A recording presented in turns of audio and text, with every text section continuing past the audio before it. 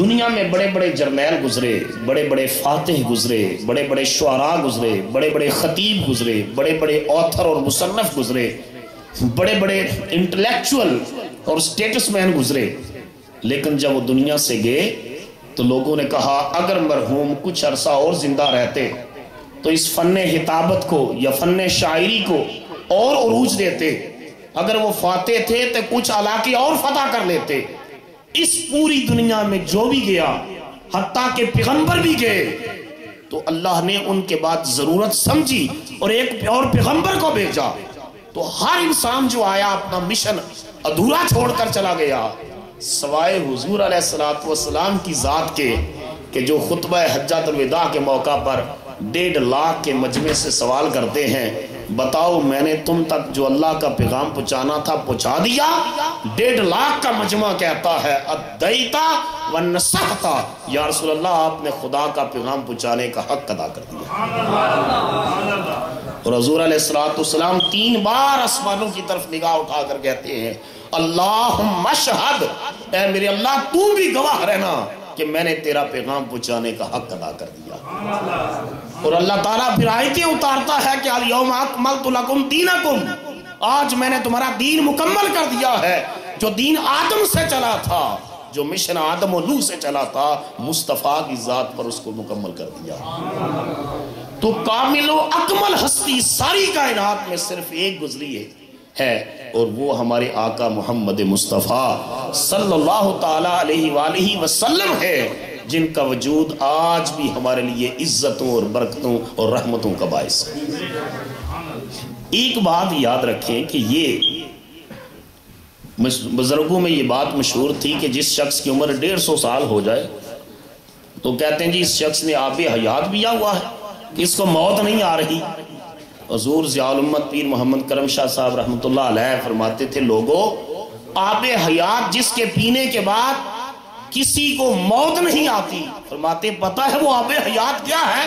کہا وہ اللہ کے رسول کا عشق ہے۔ وہ آب حیات خدا کے رسول کا عشق ہے کہ جرنیلوں کے نام تو مٹ گئے، بادشاہوں کے نام تو مٹ گئے، سکندروں کے نام تو مٹ گئے، مگر 1500 سال گزر گیا ہے، آج بھی ممبروں پر بلال حبشی کا تذکرہ باقی ہے، آج بھی بلال حبشی کا نام زندہ اور باقی ہے، کیونکہ اس نے جو آب حیات پیا تھا وہ اللہ کے رسول کا عشق ہے۔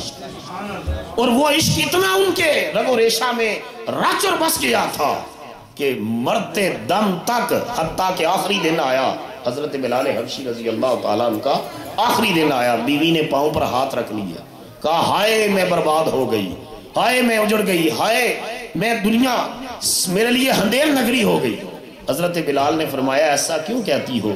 کہ لگی اس لیے کہ میرا سہاگ جا رہا ہے، میرا شریک حیات جا رہا ہے، میرا جیون ساتھی جا رہا ہے۔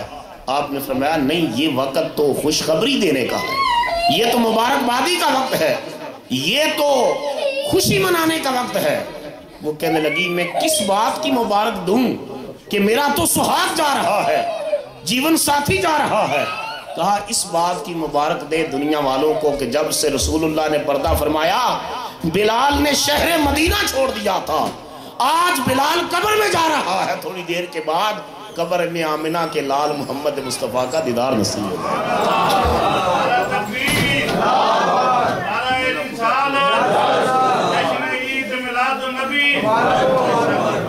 قبر میں آئیں سرکار تو میں قدموں میں گروں، قبر میں آئیں سرکار تو میں قدموں میں گروں، گر فرشتے بھی اٹھائیں تو میں ان سے یوں کہوں آپ پائے ناز سے اے فرشتوں میں کیوں اٹھوں؟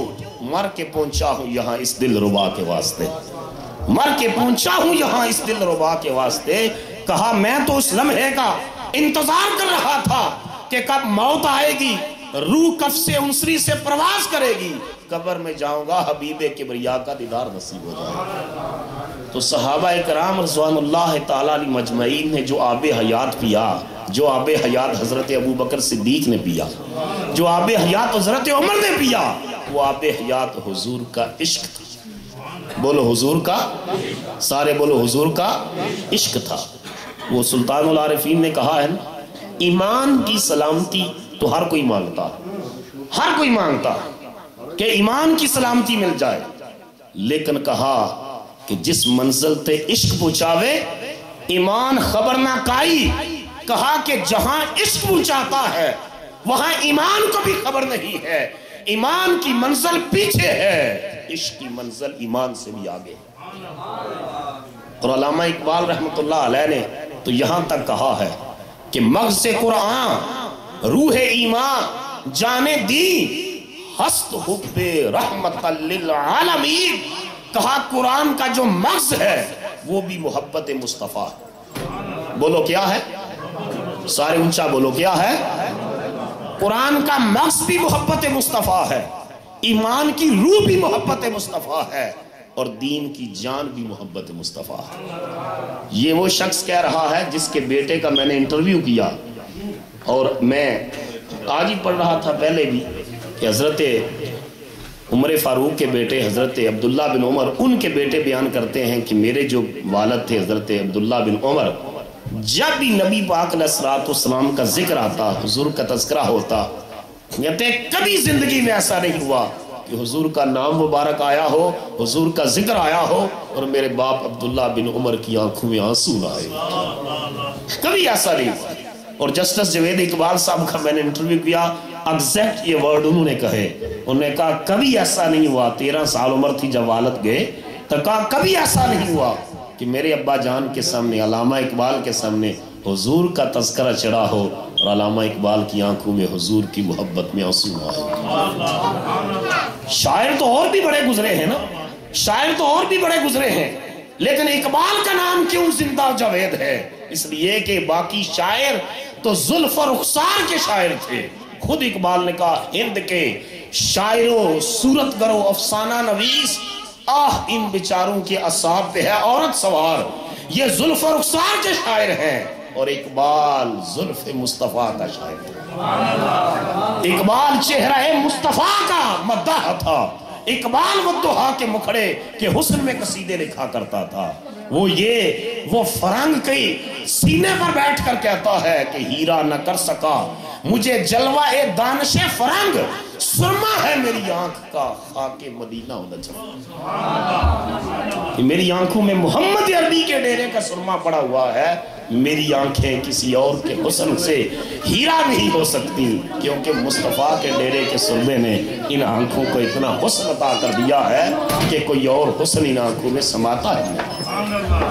تو یہ دوام جو بخشی جاتی ہے، دوام جو بخشا جاتا ہے، اور صحابہ کرام نے حضور کو فقط ایمان کے ذریعے نہیں مانا، ایمان کے ساتھ ساتھ محبت سے حضور کو مانا۔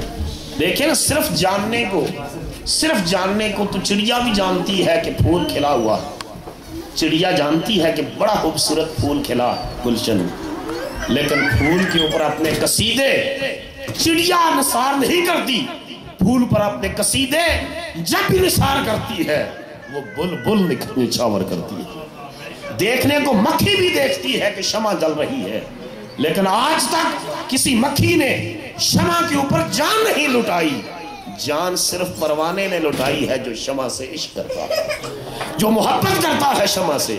تو جاننے کو بظاہر جاننے کو ابو جہل اور ابو لہب بھی جانتے تھے مصطفیٰ علیہ السلام کو، لیکن وہ مانتے نہیں تھے۔ ابو بکر و عمر نے حضور کو جانا بھی اور مانا بھی، اور پھر ماننے کا اس طرح حق ادا کر دیا کہ دنیا نے دیکھا کہ جیسا مصطفیٰ کے غلاموں نے اپنے آقا کو مانا، دنیا کے کسی رہنما کے فالورز نے اتنا نہیں مانا جتنا حضور کے غلاموں نے اپنے آقا سے عشق کیا۔ نماز پڑھا رہے ہیں رسول کریم علیہ السلام، اور ابھی اعلان بعثت سے لے کر 17 مہینوں تک مسلمانوں کا جو قبلہ ہے وہ بیت المقدس تھا فلسطین میں، 17 مہینے تک یہ کیفیت رہی ہے۔ یہ حضرت داؤد اور حضرت سلیمان علیہ السلام کے زمانے میں وہ قبلہ قرار پایا، اور اس دور سے لے کر وہی قبلہ قرار رہا حتیٰ کہ حضور نے اعلان بعثت فرمایا اور اس سے 17 مہینے کے بعد۔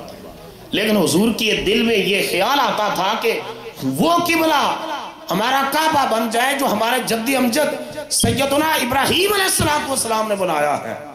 ایک دن حالت نماز میں اختصار کر رہا ہوں اس بات کی کہ حالت نماز میں حضور علیہ السلام کا چہرہ آسمان کی طرف اٹھا اور یہ دل کے اندر خیال آیا کہ کاش ہمارا قبلہ جو ہے وہ بیت اللہ شریف بن جائے، کعبۃ اللہ جو مکہ مکرمہ میں ہے وہ ہمارا قبلہ بن جائے۔ بس مصطفیٰ کی نگاہ آسمان کی طرف اٹھی، اللہ نے جبرائیل کو بھیجا کہ یہ وحی لے جاؤ اور جا کر میرے مصطفیٰ کو کہو کہ قد نرا تقلب وجہک فی السماء، محبوب تیرا چہرہ بار بار اٹھتا ہوا آسمانوں کی طرف ہم دیکھ رہے ہیں، فَلَنُوَلِّيَنَّكَ قِبْلَةً تَرْضَاهَا، جدھر تیری مرضی ہے اپنا رخ پھیر لے، ہم اسی سمت کو قبلہ بنا دیں۔ اور نبی پاک علیہ السلام نے حالت نماز میں اپنا رخ بیت المقدس سے کعبۃ اللہ مکہ مکرمہ کا اس کی طرف پھیرا ہے۔ آج بھی وہ مسجد موجود ہے، جن لوگوں کو حج کی سعادت حاصل ہوئی ہے ہاتھ کھڑا کرے گا، دعا ہے اللہ باقیوں کو بھی عطا فرمائے، اونچا آمین کہیں نا۔ مسجد قبلتین ہے وہاں کے نہیں؟ مسجد قبلتین کہ جس مسجد میں آدھی نماز بیت المقدس کی طرف منہ کر کے اور آدھی نماز بیت اللہ شریف مکہ مکرمہ کے کعبے کی طرف پڑھی گئی۔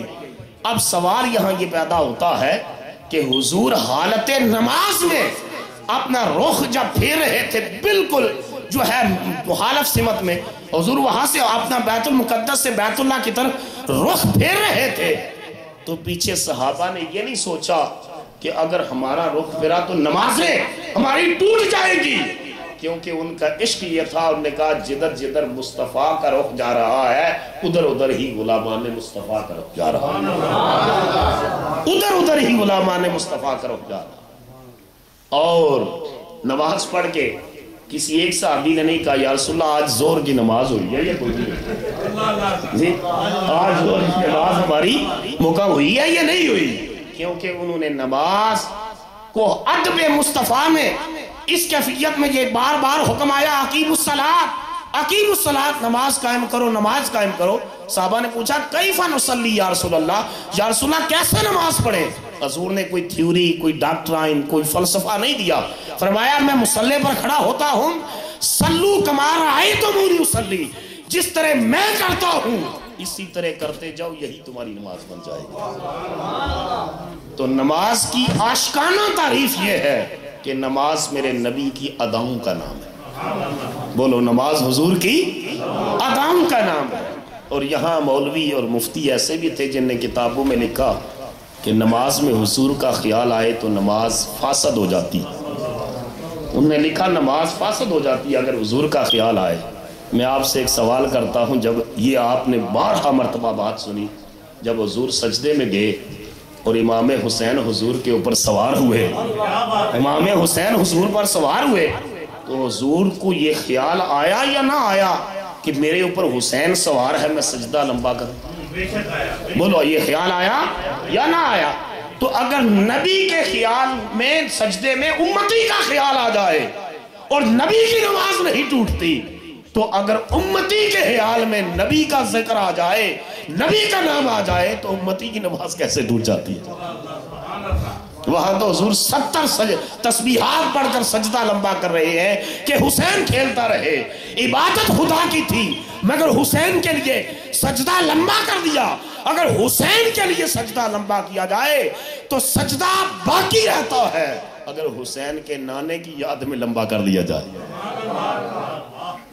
تو یہ کہتے ہیں کہ نہیں ہوتی۔ علامہ اقبال نے کہا تھا یا رسول اللہ شوق تیرا اگر نہ ہو میری نماز کا امام، شوق تیرا اگر نہ ہو میری نماز کا امام، میرا قیام بھی حجاب ہے میرا سجود بھی حجاب ہے۔ نعرہ تکبیر، نعرہ رسالت، جشن عید میلاد النبی۔ پاکستان کے ایک بہت بڑے عالم اور خطیب کسی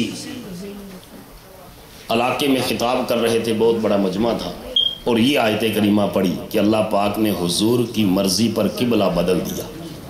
حضور کی مرضی پر بولو قبلہ بدل دیا۔ مجمع میں کھڑے ہو گئے، کہنے لگے جی اس آیت کی ایک تفسیر میں بھی بیان کرنا چاہتا ہوں۔ سادہ دیہاتی آدمی، انہوں نے کہا میری تفسیر پر تمہیں اعتبار نہیں ہے؟ کہنے لگا جی اعتبار تو ہے لیکن میرا بھی تو امتی ہونے کا حق ہے نا، سادہ آدمی مجمع کے سب سے آخر میں کھڑا ہو گیا، کہنے لگا جی کہ قد نرا تقلب وجهك في السماء فلنولينك قبلة ترضاها، اس کی میں بھی تفسیر پنجابی میں کرنا چاہتا ہوں۔ آپ نے فرمایا چلو کر لو اگر تم اسی موج میں آگے ہو۔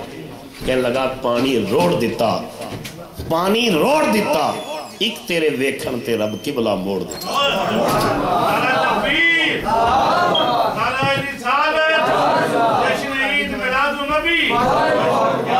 ایک تیرے ویکھن تے رب قبلہ موڑ دیتا۔ تو جس کے دل میں حضور کی محبت ہے نا وہ مر کے بھی نہیں مرتا، اور جس کا سینہ حضور کی محبت سے، حضور کے عشق سے، حضور کی نسبت سے، حضور کی اطاعت اور اتباع کے جذبے سے، حضور کی غلامی کے جذبے سے خالی ہے، اگر وہ لاکھ عبادتیں کرتا رہے اللہ کو اس کی عبادتیں پسند نہیں ہے، اٹھا پکر منہ پر مارتا ہے، وہ کہتا ہے عبادت میری ہے، ادب مصطفیٰ کا۔ حضور علیہ الصلوۃ حضرت ابوبکر صدیق رضی اللہ تعالیٰ ایک مجلس میں حضور نے فرمایا مجھے 3 چیزوں سے محبت ہے، بولو۔ فرمایا کہ مجھے خوشبو سے محبت ہے، وفا شعار اور اطاعت گزار بیوی سے محبت ہے، دنیا کی 3 سے، اور فرمایا میری آنکھوں کی ٹھنڈک نماز میں۔ یہ سن کر حضرت ابوبکر صدیق نے کہا یا رسول اللہ آپ کی محبت اور اتباع میں مجھے بھی 3 چیزوں سے محبت ہے۔ کہا ابوبکر تمہیں کس چیز سے محبت ہے؟ کہا میری پہلی محبت تو یہ ہے النظر الی وجہ رسول اللہ صلی اللہ علیہ وسلم، آقا میری پہلی محبت یہ ہے آنکھیں ابوبکر کی ہوں چہرہ مصطفیٰ کا صلی اللہ علیہ وسلم، اور دوسری محبت یہ ہے کہ دولت میری ہو اور مصطفیٰ کے دین پر میں خرچ کرتا رہوں، اور تیسری محبت یہ ہے کہ بیٹی میری ہو گھر مصطفیٰ کا۔ حضرت ابوبکر صدیق رضی اللہ عنہ کشتہ عشق رسول، اقبال نے کہا تھا پروانے کو چراغ بلبل کو پھول بس، صدیق کے لیے خدا کا رسول بس۔ حضور سے محبت کا حق ادا کر دیا حضرت ابوبکر صدیق رضی اللہ تعالیٰ۔ اور حضرت عمر رضی اللہ تعالیٰ کعبے کا طواف کر رہے تھے تو حجر اسود کو چومنے کا وقت آیا، تو آپ نے حجر اسود کے سامنے کھڑے ہو کر خطاب کیا، تقریر کی۔ آپ نے فرمایا انی عالم انت حجر لا تنفع ولا تضر واللہ ما قبلتک الا انی رأیت رسول اللہ صلی اللہ علیہ وسلم یقبلک فقبلہ۔ آپ نے فرمایا کہ اے حجر اسود خدا کی قسم لوگ تجھے چومنے کے لیے بے قرار رہتے ہیں، لیکن میں عمر تجھے کبھی بھی نہ چومتا۔ کیوں چوموں؟ تو ایک پتھر ہے اور میں اتنی بڑی اسلامی ریاست کا سربراہ ہوں، تجھے کبھی نہ چومتا، لیکن پھر بھی چوم رہا ہوں، ایک میری مجبوری ہے جس وجہ سے چوم رہا ہوں، اور وہ یہ کہ میرے آقا کے لب تیرے اوپر لگے، میرے آقا نے تجھے چوما ہے اس وجہ سے اب پتھر تجھے چوم رہا ہوں۔ یہ تھا صحابہ کا ایمان، یہ تھا صحابہ کا عقیدہ، یہ تھا صحابہ کی عقیدت، یہ تھی صحابہ سے حضور پر فدا ہونے کا جذبہ۔ حضرت عثمان غنی رضی اللہ تعالیٰ نے حضور کی دعوت کی اور کہا یا رسول اللہ آپ میرے گھر تشریف لائیں اپنے غلاموں کے ساتھ، اور پھر حضور کو لینے کے لیے گئے۔ جب لینے کے لیے گئے تو حضور تشریف لا رہے تھے تو یہ حضور کے پیچھے پیچھے چل رہے تھے نا، صحابہ حضور کے پیچھے چلتے، تو حضرت عثمان غنی حضور کے قدم گن رہے تھے، اپنے گھر کی طرف جانے والے قدم گن رہے تھے۔ حضور کو محسوس ہوا کہ عثمان قدم گن رہے ہیں میرے، تو حضور نے پوچھا عثمان قدم کیوں گن رہے ہو؟ عرض کی آقا جتنے قدم آپ اٹھا کر میرے گھر تشریف لے جائیں گے میں اتنے غلام آزاد کروں گا، اتنے غلام آزاد کروں گا جتنے قدم اٹھا کر مصطفیٰ میرے غریب خانے پر تشریف لائیں گے۔ اس درجے کی محبت تھی صحابہ کی اپنے آقا سے، اور حضور علیہ السلام بھی اپنے غلاموں کو اتنی محبت سے نوازتے۔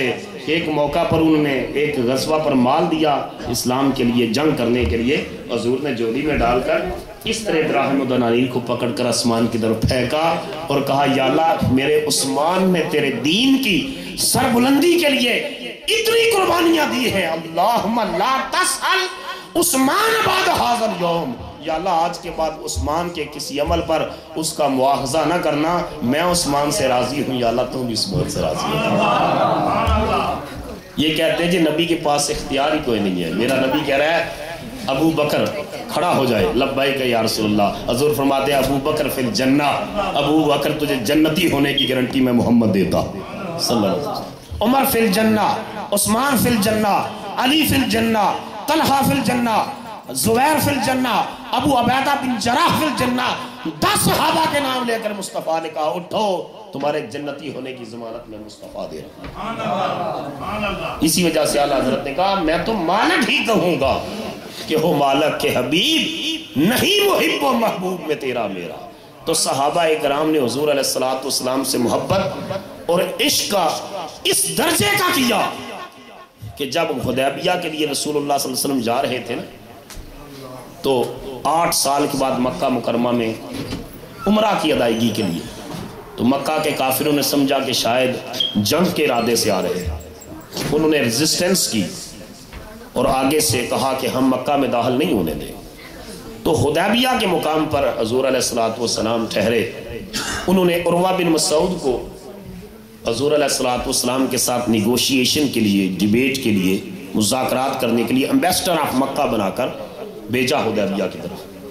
ادھر سے رسول اللہ صلی اللہ علیہ وسلم نے نیگوشیشن کے لیے حضرت عثمان غنی رضی اللہ تعالیٰ عنہ کو بھیجا کہ جا کر ان کو کہو ہم جنگ کے ارادے سے نہیں آئے، ہم اللہ کے گھر کے طواف اور زیارت کے ارادے سے آئے۔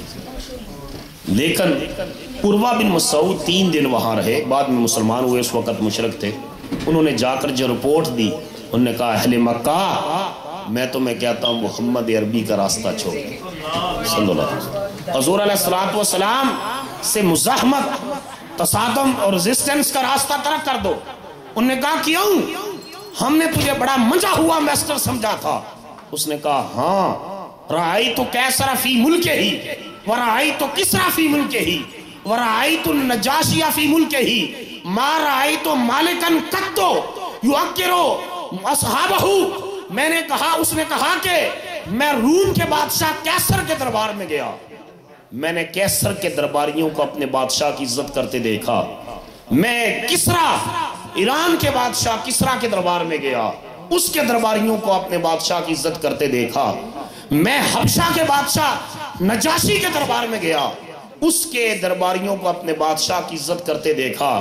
لیکن اے اہل مکہ، میں نے کسی بادشاہ کے درباریوں کو اس کی اتنی عزت کرتے نہیں دیکھا، اتنی محبت کرتے نہیں دیکھا جتنی مصطفیٰ کے غلام اپنے آقا سے محبت کرتے ہیں اور حضور کی عزت کرتے ہیں۔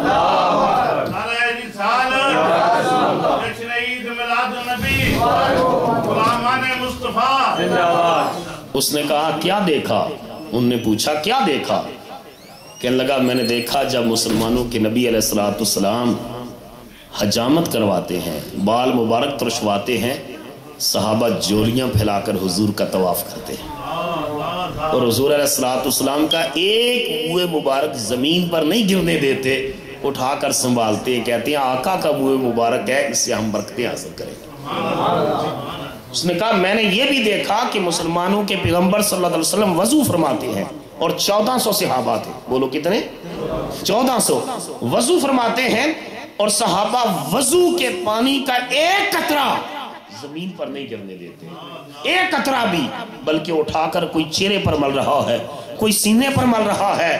اور 1400 صحابہ تھے، ایک لوٹے سے حضور وضو فرما رہے ہیں، سب کے حصے میں پانی نہیں آیا۔ اس نے کہا میں نے یہ بھی دیکھا جس کو پانی نہیں ملا وہ دوسرے صحابی کے گیلے ہاتھ سے ہاتھ مس کر کے اپنے چہرے پر مل رہا تھا تاکہ مصطفیٰ کا تبرک نصیب ہو جائے، حضور کا تبرک نصیب ہو جائے۔ اس نے کہا کسی بادشاہ کے حواری، کسی لیڈر کے پیروکار، کسی مقتدی کے چاہنے والے اس سے اتنی محبت اور اتنی عزت نہیں کرتے جتنی غلامان مصطفیٰ اپنے آقا محمد سے کرتے۔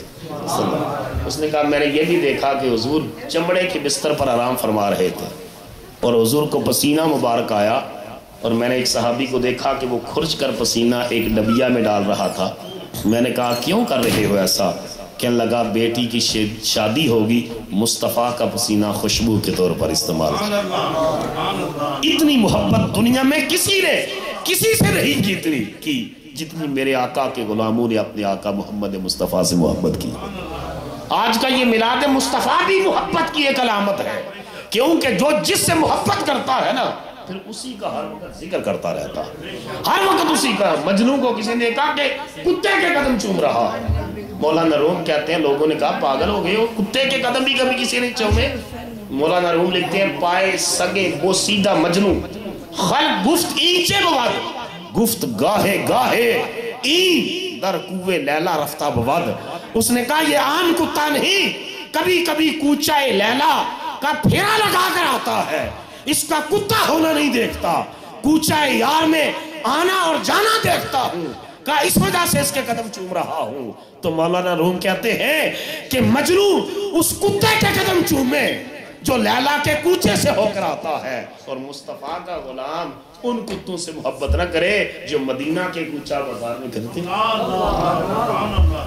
وہاں جو پھرتے ہیں۔ ایک بوڑھے عاشق رسول مدینہ کے شاعر تھے، بوڑھے تھے، پتہ ہے آپ کو روضہ رسول کے سامنے بندہ کھڑا ہو، وہ کہتے ہیں شرط یلا یلا، یہاں سے گزرو آگے، وہ کہتے ہیں اے زوف مدد کر، شعر لکھا، زوف کہتے ہیں بڑھاپے کو، بولو کس کو کہتے ہیں؟ بڑھاپے، کہتے ہیں زوف مدد کر در نبی پہ گرا دے، زوف مدد کر در نبی پہ گرا دے، لوگ کہیں اٹھ، کہوں اٹھا نہیں جاتا۔ زوف مدد کر ہے بڑھاپے مدد کر کہ جب میں چلتا ہوا حضور کے دروازے پر پہنچوں، روزہ اطہر کے سامنے پہنچوں، گنبد حضرہ کے سامنے پہنچوں، عشق کی اماجگاہ کے سامنے پہنچوں، در مصطفیٰ پر پہنچوں، مصطفیٰ کی بارگاہ میں پہنچوں، تو اے زوف مدد کر در نبی پہ گرا دے، لوگ کہے اٹھ، کہوں اٹھا نہیں جاتا۔ اب یہیں پڑا رہوں گا، یہیں پڑا رہوں گا، یہیں پڑا رہوں گا۔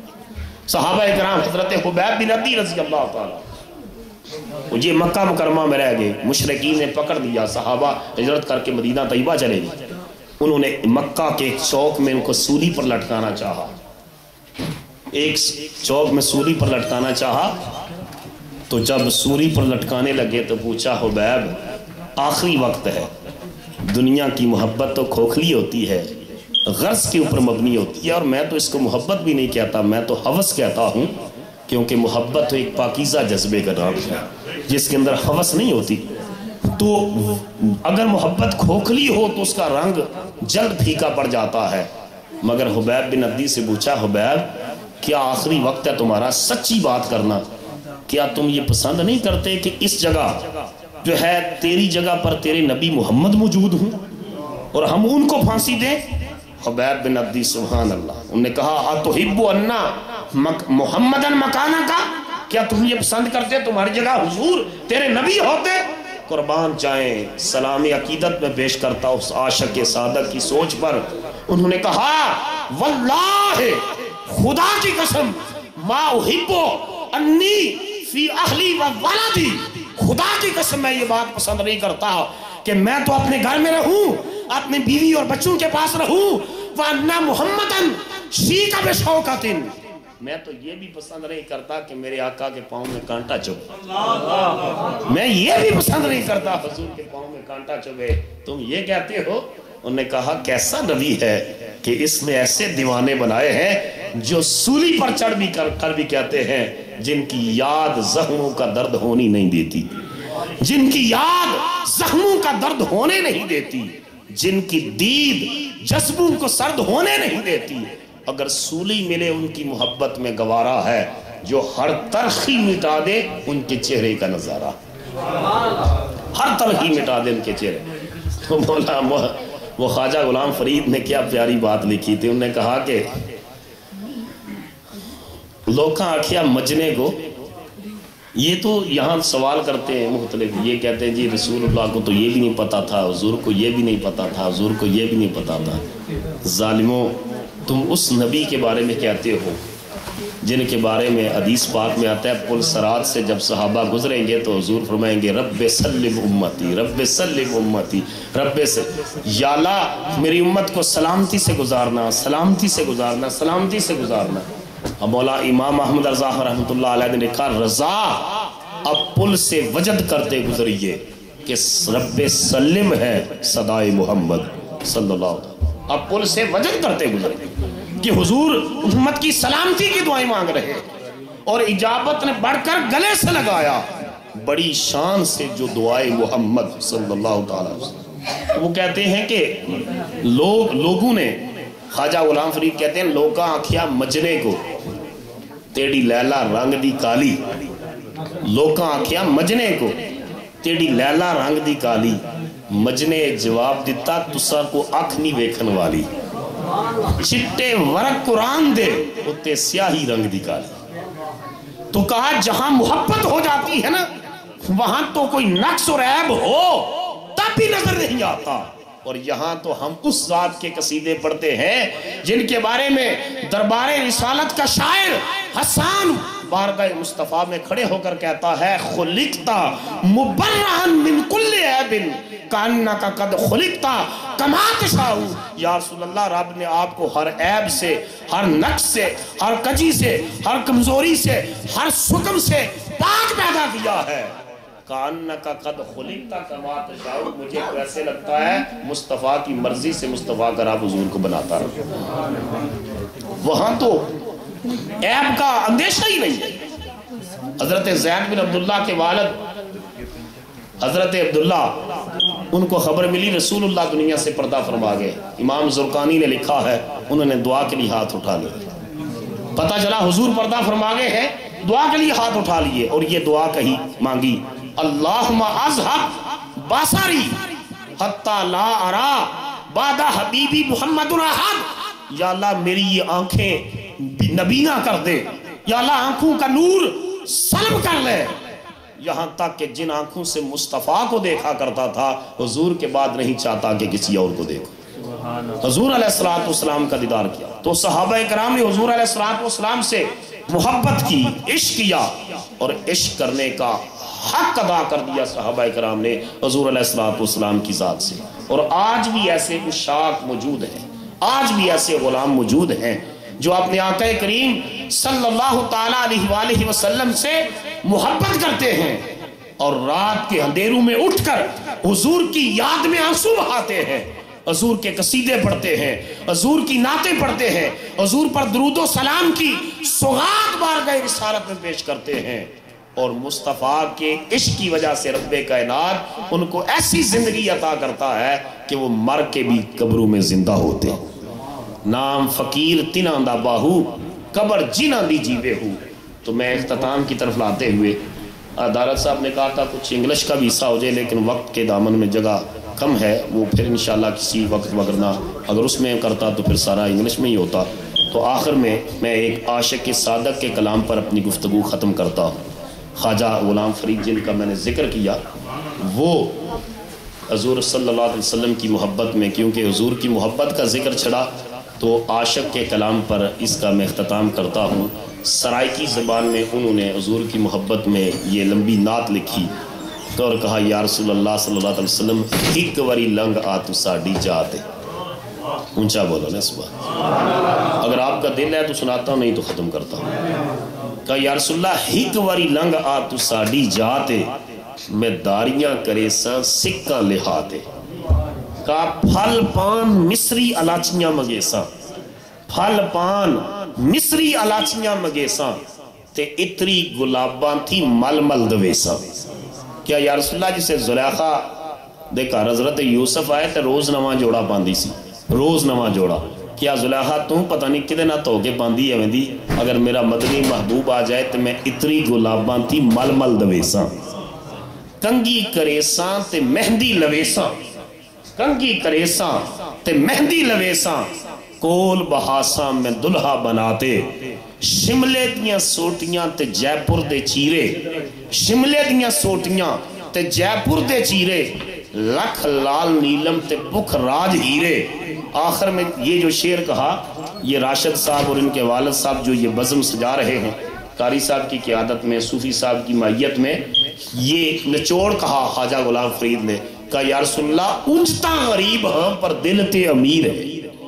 جو چیز دیساں رجاتے حضور علیہ السلام کی محبت میں حضور کے عشق میں حضور کی اتباع میں حضور کی اطاعت میں انہوں نے اپنی محبت کو انتہائی اس انداز سے حضور سے محبت کی کہ دنیا نے دیکھا۔ اللہ تعالیٰ سے میں دعا کرتا ہوں اللہ تعالیٰ مجھے اور آپ سب کو حضور علیہ الصلوۃ والسلام کی سچی محبت اس صحابی کی طرح نصیب کرے، اس صحابی ابو محذورہ کی طرح جو زمین پر بیٹھتے تو تھوڑے سے بال ان کے تھوڑی سی ایک لٹ وہ زمین پر لگی ہوتی تھی، زمین پر لگی ہوتی تھی، اور لوگوں نے کہا یہ بال زمین پر لگتے ہیں ان کو کٹوا کیوں نہیں دیتے؟ کہنے لگے اس لیے نہیں کٹواتا کہ ایک بار حضور نے یہاں ہاتھ رکھا تھا، ایک بار حضور نے یہاں ہاتھ رکھا تھا تو جتنے بال حضور کے ہاتھ کے نیچے آئے دل نہیں چاہتا کہ ان کو کٹواؤں اور وہ زمین پر گر جائیں، بس ان کو حضور کی محبت میں میں نے باقی رکھا ہوا ہے اور اس لٹ سے ہمیشہ مجھے خوشبو آتی ہے۔ ایک عشق مصطفیٰ ہے اگر ہو سکے نصیب، ایک عشق مصطفیٰ ہے اگر ہو سکے نصیب، وگرنہ درا ہی کیا ہے اس جہان خراب میں، اور عشق لذت عشق نبی دل میں بسائے رکھنا یہ خزانہ ہے لٹیروں سے بچائے رکھنا۔ وما علینا الا البلاغ۔